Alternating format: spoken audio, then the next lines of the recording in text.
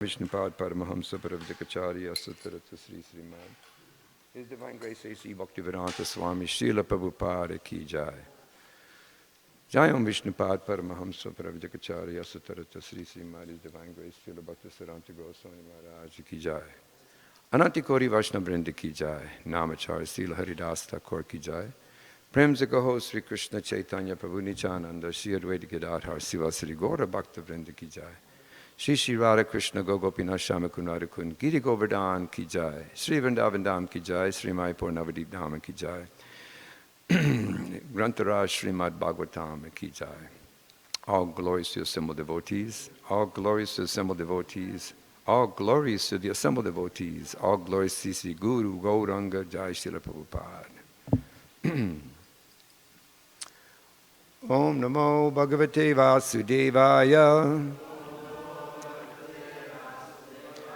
Om Namo Bhagavate Vasudevaya. Om Namo Bhagavate Vasudevaya. So reading Srimad Bhagavatam, 3rd Canto, Chapter 5, text number 27.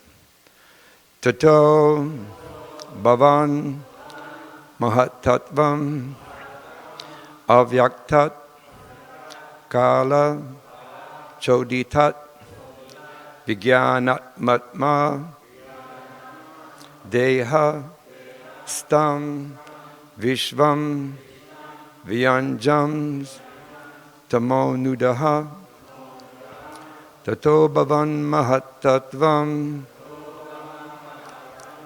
Avyaktat Kala Choditat Vijnanatmatma Dehastam Vishvam Vyanjam Stamo Nudaha Tato Bhavan Mahatattvam Avyaktat Kala Choditat Vijnanatmatma Dehastam Vishvam Vyanjam Stamo Nudaha Tato Bhavam Mahatattvam Avyaktat Kala Choditat Vijnanatmatma Dehastam Vishvam Vyanjam Stamo Nudaha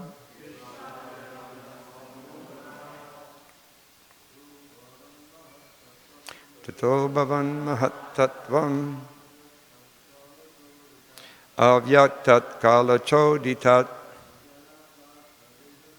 Vijnanatmatma Dehastam Vishvam Vyanjam Stamo Nudaha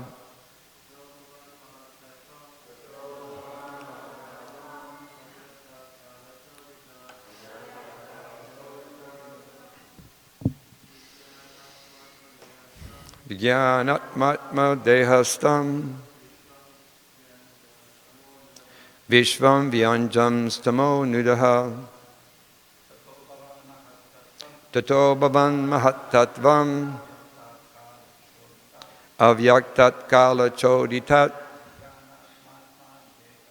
Vijnanatmatma Dehastam Vishvam Vyanjam Stamo Nudaha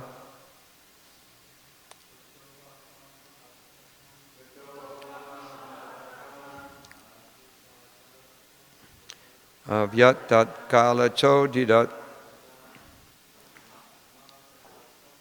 Vijnanatmatma Dehastam Vishvam Vyanjam Stamo Nudaha. Madhajis. Tato Bhavan Mahatattvam Avyaktat Kala Choditat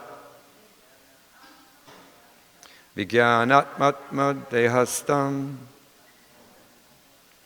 Vishvam Vyanjam Nudaha Tato Bhavan Mahatattvam Avyaktat Kala Choditat Vijnanatmatma Dehastam Vishvam Vyanjam Stamo Nudaha. So synonyms. Tataha, thereafter. Abhavat, came into existence. Mahat, supreme. Tattvam, sum total.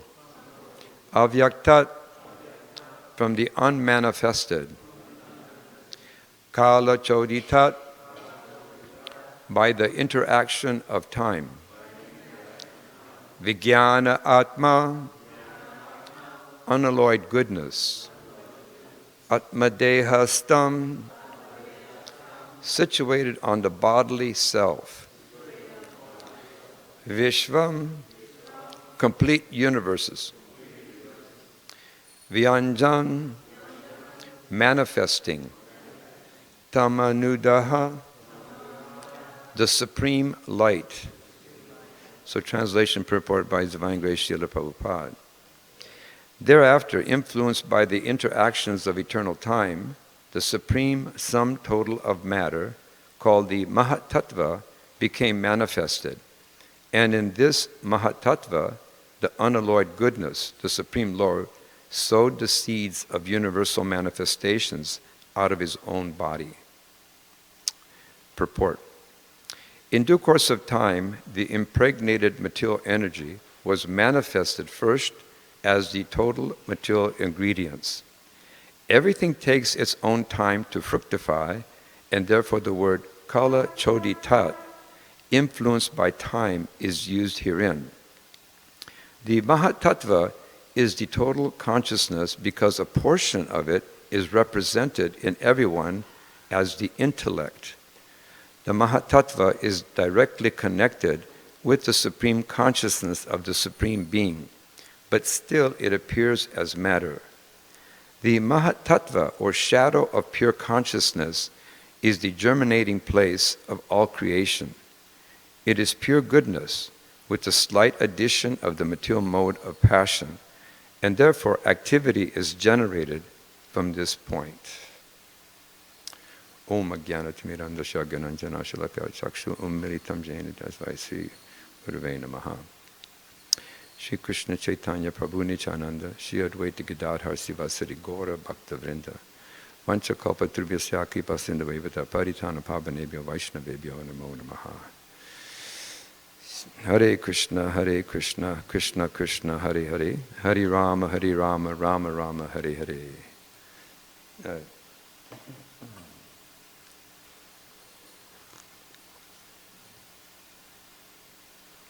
So, continuing in the Srimad Bhagavatam, this is actually very esoteric part of the Srimad Bhagavatam, dealing with the creation of the material world. And very difficult to ascertain or to grasp.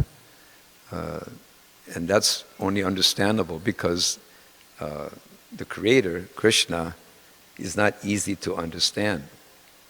So, although in this particular case here we'll try to speak a little something about the time factor, which is a very important ingredient in the whole manifestation of this material world. And although we see this cosmic manifestation, it's huge, it's wonderful, it has so many things, but still it has its limitations because the time factor is present, and this time factor is actually controlled by Krishna, the Supreme Personality of Godhead. And in the Bhagavad Gita, Krishna says, Maya yakshena prakriti suyate sachacharam hetunanena kuntaya jagat viparivartate. Krishna says that this material energy, this material nature, is simply one of his energies, and it's working under his direction. So, Krishna has so many energies, as we said, the Purusha avatars. They do most of the creating of this material world. But Krishna, he's there, he's giving the instruction. Prabhupada said, he gave the example of Krishna as being a high court judge sitting on a bench. That high court judge there's no loss or gain for him if he's having to deal with a particular judgment. There's no gain or loss.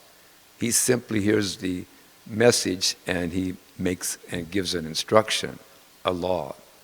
So Krishna's like that. He creates this material world through his energies, but it's not that he has anything to do with it. He's freed from it. He's not in any way concerned about the gain or loss of this world. He simply gives the instruction. So the time factor is a very important ingredient because the time factor is so pressing. It presses all of us. And in due course of time, everything in this material world is actually spoiled or lost by the time factor. The time factor is simply an energy of Krishna, but it's very pressing upon us. You can see just living in this world, in this life, how we're pressed by time. We don't have enough time. We got too much time. And we're forced to act, just like you're forced to sleep at night. If it's dark, you go to sleep. If you don't go to sleep, there'll be a problem. You'll be upset, tired, cranky. You won't be able to function. So we're pressed by the time factor. And if we have to go to work, job, you have to work hard, punch in, punch out, people driving fast, going slow, going up and down. So the time factor plays a huge part in our life, and it forces us to do things that we don't want to do. That's why it's amazing how a yogi, one who's actually very freed from all of these dualities of life, is able to control the time factor in terms of sleeping, eating, mating, defending. The time factor doesn't affect that great soul, that transcendental personality. But still, regardless of who we are, the time factor spoils everything. Everything is spoiled in this material world. No matter how strong you build it, no matter how much energy you put into it, in due course of time, everything will be spoiled, or even lost for that matter. Just like the Bhagavad Gita. The Bhagavad Gita, Krishna says there, that first of all, he spoke the Bhagavad Gita to Vivishvan, the sun god. And from that it went down. But then in due course of time, it was lost.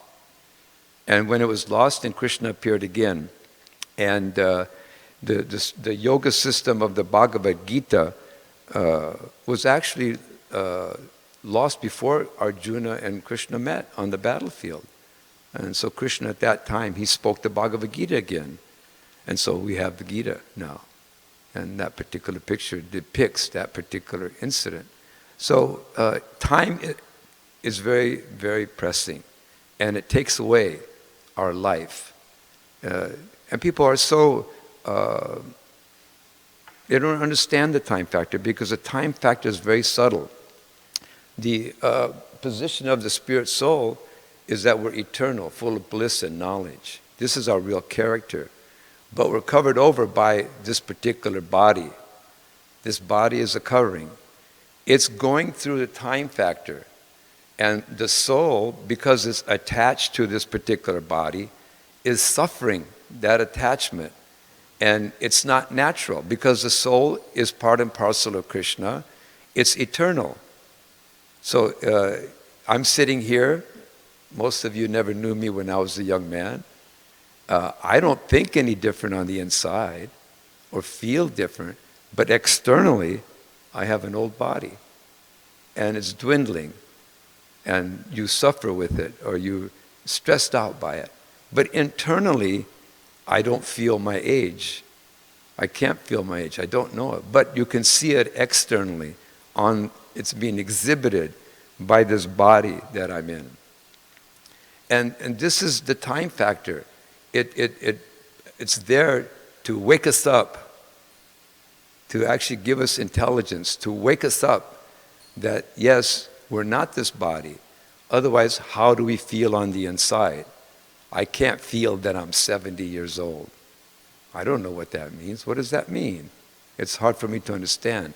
What I feel inside is feeling good, happy, excited, All these things are there within the soul, and especially if it's connected to Krishna. If it's connected to Krishna, that connection is what helps one get above the bodily platform of life. So the time factor is there, and the energy and it's the energy of Krishna's. But Krishna, he's separated from that time factor. He's considered Nitya Shashvataha. Krishna is actually eternal, and he's also permanent. And we're part and parcel of that. We're specks of Krishna. We're tiny specks of spirit soul. So we're feeling the same thing. We're actually permanent, and we're eternal. But we're just simply caught up in this body for the temporary amount of time.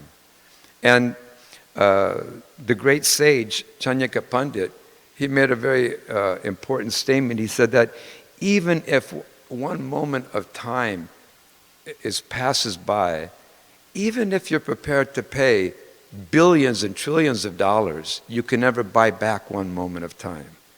Never. It's gone. So even 1 second of time, it's gone. And you can't purchase it back. So it's so important that we try to understand. You can't calculate the amount of loss that there is in wasting time. So either materially or spiritually, it doesn't matter. Eternally, materially, it doesn't really matter. We should be very alert not to waste time. And that's what's important here. There's so many time gurus in the material world. You know, people that tell you how to regulate your time. And books upon books have been written. Don't waste time. You know, be very diligent and get things accomplished. So the only misinterpretation is that the time factor is there, and we should use the time to get the greatest benefit. In the material world, people are so interested in the time factor because they want to make more money, or they want to enjoy something. And sometimes people are so passionate, they think that time isn't moving fast enough for them. And they want to figure out how to speed it up because they want to enjoy more and more. So in the Shastra, it's advised that, or recommended and advised, that one should finish one's Krishna consciousness in this short span of time, because it is a short span compared to the universe. Papa gives the example of how different entities experience the time factor. Like, for instance, an insect. Some insects live no matter than minutes, no more than minutes, sometimes a few hours, sometimes a half a day. And that in that time span, everything is happening there. They're born, they have activity, they perish in a matter of minutes. And that there's a soul in each and every living entity. Any consciousness there is the soul. So a soul can get, due to karmic action, it can take the body of a little insect, and that insect has birth, death, old age, and disease in a matter of minutes, or hours, or a half a day, or a day. That's how quickly that time factor goes for that particular living entity. And in the human form of life, it's not that long compared to the upper planetary systems. In the heavenly planets, the time factor is different. Just like we said, the insect compared to the human factor. For an insect to try to conceive what is the timeline factor for a human being is inconceivable. Can't understand it. Wouldn't be able to understand it. Just like we cannot conceive or practically understand the timeline for a heavenly planet, like the spiritual world. We can't even understand that. It's beyond our recognition. But it happens, regardless though, wherever you are, the time factor is there, and it's creating havoc in all of our lives. So the function of the time factor is actually a representative of Krishna, and it destroys everything. Everything is destroyed by time factor.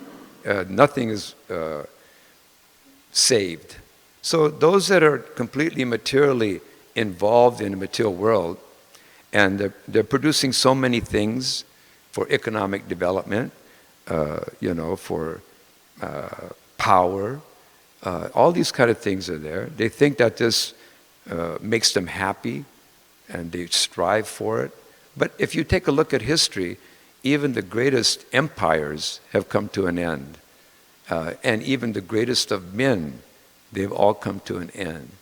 So we can look at history and we can see what the time factor really does, regardless of who the living entity is. And Prabhupada says that one of the greatest dangers in this world is the transmigration of the soul. Krishna says in Bhagavad Gita, Dehi noshminyata dehe komaram yovanam jara tata teha. What is that?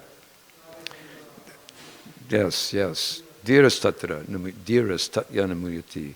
Dhira, yeah, one has to become a dhira. But it's described that the embodied soul, it actually it constantly passes from boyhood to youth to old age, and the soul similarly passes into another body at the time of death.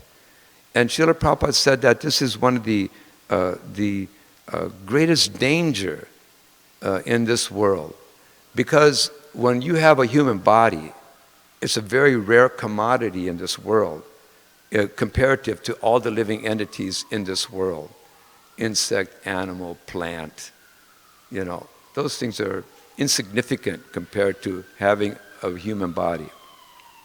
And in this human form of life, it's imperative for us to understand that the time factor is working on this body, and the time factor to understand spiritual life is very, very short. It's very small.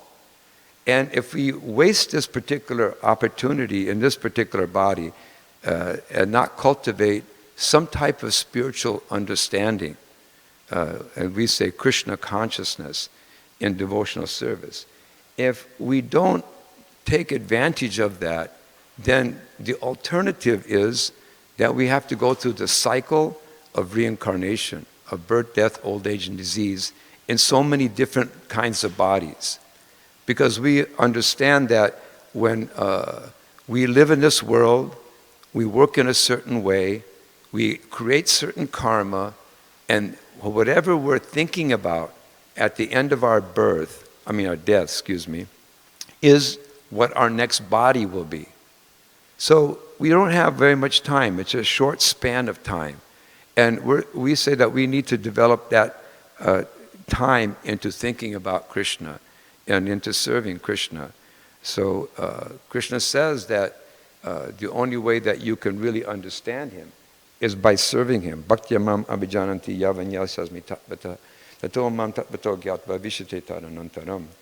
Krishna says you can understand me as I am, the Supreme Personality of Godhead, by devotional service. And by such devotion, this is what's really important, you'll come to him, by that devotion. So the Krishna conscious movement is focusing on that. This is what we're trying to utilize our time for, to understand Krishna, to understand our relationship with Krishna, and to also understand that the time factor is very short. It's not very long. It's very short in comparison to this universe and to the whole cosmic layout of the world. And if we don't utilize our time properly and develop our understanding of Krishna, then we have to transmigrate. We have to go through different bodies. And that could be for eternity, literally. As we read in the Shastra, it states to us that there's 8,400,000 species of life in this material creation. So we don't know where we're going to end up, but due to activity, whatever we do in this life and however we're thinking in this life will determine what kind of body we'll get. And that could be something very hellish. It could be an insect. It could be so many different types of living entities. And it's simply horrific. And as devotees, we have to become very conscientious of that and try to utilize our time properly in serving Krishna. And if we serve Krishna, then we actually can become close to Krishna and we can become very satisfied. Otherwise, it's a very dangerous situation in this material world. And also in this particular verse, it states something about the Mahatattva, the creation itself. So material nature has two aspects of it. It's Maya, there's a Maya aspect, and there's a Pradhana aspect. And the Maya aspect is the material manifestation. That's the Maya aspect. And of course, the Pradhana is the you might say, what's the word? The elements. They're the elements of this creation. So there's Maya and there's the elements. And the Pradhana are the elements which exist in a state of, suspended animation. And then what happens is that Mahavishnu, he glances at the elements and at at Maya, and consciousness is created by this glance. This is amazing, isn't it? I mean, it's almost, you can't even, no one could dream this up. It's so powerful. But Mahavishnu, he glances at this creation, and that produces consciousness. And that's the Mahatattva. We're the Mahatattva. We're part of that whole creation and that consciousness. So this is actually very esoteric. And it also says that in the course of that creation, what happens is that it's separated, this consciousness is separated in three distinct ways, like goodness, passion, and ignorance. And so the living entity takes birth in those particular modes. And that's the consciousness of that living entity. And we say that, the mode of ignorance is the lowest rungs of life. And then, of course, there's passion, this human being. And then, of course, there's goodness, which means a very sattvic or very saintly individual or person. So Krishna also goes on to say, Daivahi esha gunamayi mama mayat duratyaya mam eva ye prapadyante mayam etam taranti te. He says that this divine energy of mine, consisting of the three modes of material nature, is very difficult to overcome. Very difficult, almost impossible. But those who have surrendered unto Krishna, for them, it's easy to cross over this material existence. So these things are very, very esoteric, very high understanding, and our false ego, thinking who we are, is the binding force in this material world. If we think we're this body, then we'll be in this material world. But if we learn the science of how we're not this material body, then one can become freed from the false ego. And from that freedom, one can actually go back to Krishna. And one can become happy. Brahmabhuta prasanat manasochati nakangshati. That when one becomes connected with the spirituality of Krishna consciousness, immediately one transcends happiness and distress, and hankering and lamentation. These two things are very powerful in the course of one's life. Everyone is always hankering, and then one is lamenting. They hanker something, they want something, they need something, they get it, and then they lament. Hankering and lamentation are there in each and every living entity. And until one comes connected with the spiritual energy, can one become freed from that hankering and lamentation. And when that happens, it's described that one is happy, self-satisfied. And this is the position that we're all looking for. We're looking for self-satisfaction. But it's not possible to actually achieve that goal by just being in the material world and desiring material activity. Very, very difficult, impossible. So spiritual life is extremely important in order to be satisfied. Okay, that was a very intense verse.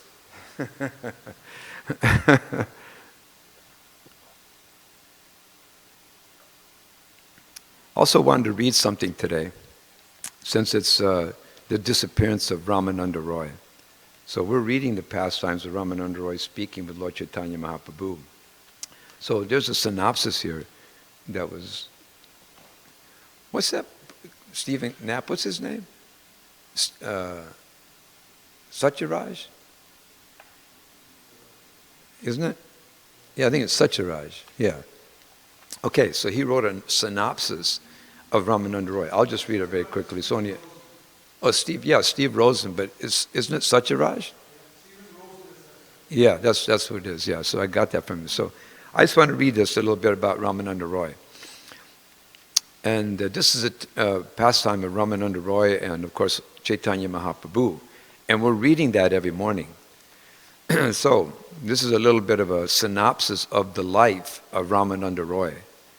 Before Sri Chaitanya Mahaprabhu met Ramananda Roy, Sarvabhaumabharacharya told the Lord that no other devotee's knowledge of Radha Krishna's Madhurya Ras, or devotion in the mood of love, compares with Ramananda Roy's. Although Lord Chaitanya was half the age of the 40-year-old Ramananda, when they met, the Lord said, "My dear Ramananda, both you and I are madmen, and therefore we meet intimately on an equal level." Outwardly, he acted as the governor of Madras, but he was a poet, a Sanskrit scholar, a dramatist, well-versed in rasa literature, music, singing, and dancing. During their 10-day meeting in Vidyanagar, Lord Gauranga and Ramananda Roy discussed all points of Krishna consciousness. Empowered by the Lord, Ramananda answered all questions posed by Sri Chaitanya Mahaprabhu. Gaudiya Vaishnava Acharyas have given lengthy discourses on the talks between the Lord and Ramananda Roy. These talks are called Ramananda Samvag. Ramananda Roy gave a series of answers to Lord Chaitanya's first question, which was how to attain the ultimate goal of life. He began with Varnashram Dharma and progressed to Karmarpana, Karmat Yaga, Jnana Mishra Bhakti, Radha Bhakti, Prema Bhakti, and then Radha Prema. He also described Krishna Tattva, Radha Tattva, Radha Krishna Prema Tattva, and finally Prema Vilas Vivarta. Confirming that this was the highest goal of life, Lord Chaitanya asked Ramananda Roy how to attain it.